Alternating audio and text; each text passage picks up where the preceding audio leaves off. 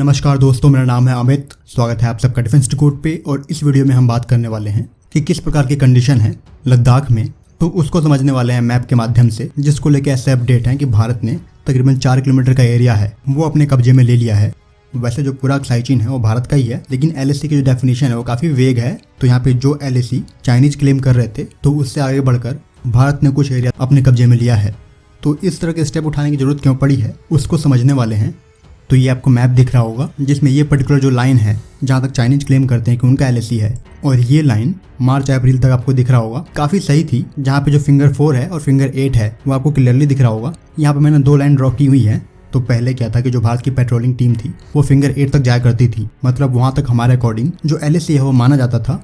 लेकिन अचानक से PLAGF ने वहाँ तक पेट्रोल करने जा रहे जो भी भारतीय ट्रूप्स थे उनको रोकना शुरू कर दिया, और कहीं ना कहीं वो आकर पीक पे बैठ गए थे।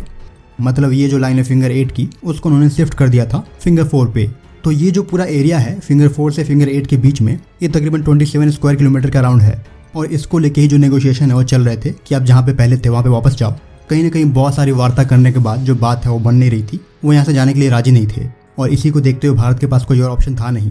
तो भारतीय सैनिक के कुछ जवान जहाँ पे पंजाब रेजिमेंट के कुछ ट्रूप्स थे, तो इस तरह के 3 ग्रुप जो कि भारत के रॉ के विकास रेजिमेंट के साथ मिलके उन्होंने कुछ एरिया कैप्चर किए थे, और इस दरमियान कुछ चाइनीज ट्रूप्स को भी कैप्चर किया था। तकरीबन 30 के नंबर में बताए जा रहे थे कि जो चाइनीज POW है वो पकड़े गए थे क्लैश के दरमियान। तो यहाँ पे भारत की तरफ से 3 जो यूनिट है वो इन्वॉल्व थी यहाँ पे, जिसमें जो रॉ का स्पेशल फ्रंटियर फोर्स है जिसको विकास रेजिमेंट या फिर ESTD 22 के नाम से जानते होंगे, तो उसका भी जो रोल था वो की रहा है। और इन सभी ग्रुप ने एक इंटेलिजेंस डेटा के अकॉर्डिंग जो कि भारत के ही या तो PATI होंगे उनसे कलेक्ट किया गया होगा, या फिर जो ड्रोन्स है उनसे कलेक्ट किया गया था। तो जो भी आपके इंटेलिजेंस, सर्विलेंस और रिकॉनेसेंस यानी कि ISR रोल के होते हैं इक्विपमेंट या फिर प्लेटफॉर्म, तो उनके इनपुट की हेल्प से भारतीय सेना को ये इन्फॉर्मेशन मिल गई थी कि जो चीनी साइड है वो कहाँ तक पेट्रोल करने आता है स्पैंगुर लेक और पैंगोंग लेक के बीच में।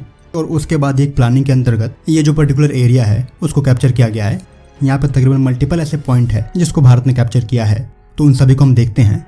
तो पैंगोंग लेक के साउथ पे जो इंडियन साइड है जो कि आपको भी दिख रहा होगा, मैं जूम कर रहा हूँ, तो ये चीज़ है। तो यहाँ पे थी आपकी पोजीशन, जो कि यहाँ से बढ़कर जो चाइनीज साइड है वो इस एरिया में पेट्रोल करने आते थे। तो ये जो पर्टिकुलर पॉइंट है यहाँ पे अब भारतीय सेना आ चुकी है, जबकि यहाँ पे आपको एक चुशुल दिख रहा होगा, और जो बाउंड्री है वो कुछ यहाँ से जाती है इस प्रकार से। तो जो स्पैंगर लेक है वहाँ पे कुछ ये की पॉइंट है जहाँ पे भारतीय सेना आ चुकी है।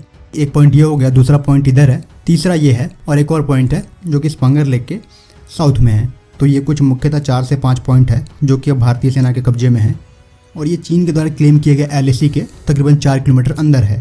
तो जो मेन क्लैश हुआ था वो रेकिन पास के नज़दीक हुआ था, और उसी के बाद जो मल्टीपल पॉइंट पे धाबा बोला गया था। तो ऑलमोस्ट आपके पास 4 से 5 जो हाइट है इन हिल्स में वो आपके पास आ चुकी है। तो कहीं ना कहीं जो एडवांटेज है वो आपको मिलने वाला है। और ये जो आपने 4 किलोमीटर एरिया लिया है इसको लेके चीन की तरफ से कई सारे जो स्टेटमेंट है वो आने शुरू हो गए हैं, जहाँ पे जो चाइनीज मिनिस्ट्री है वो प्रेस रिलीज करने में लगी हुई है भारत को पीछे जाने के लिए। लेकिन यहाँ पे जो सिचुएशन है वो बराबर की बन चुकी है। अगर आप उठ के फिंगर 4 से पीछे जाते हो तभी जो ये नेगोशिएशन है वो बराबरी का होगा। अब तो यहाँ पे जो भी हमने POW पकड़े थे इनके वो हमने वापस कर दिए हैं। तकरीबन 25-30 लोग थे जो कि रात में पकड़े गए थे। सो अब जो नेगोशिएशन है वो इवनली होगा, जिसको लेके जो वार्ता है वो आज से शुरू होने वाली थी। तो ये है पूरी कहानी।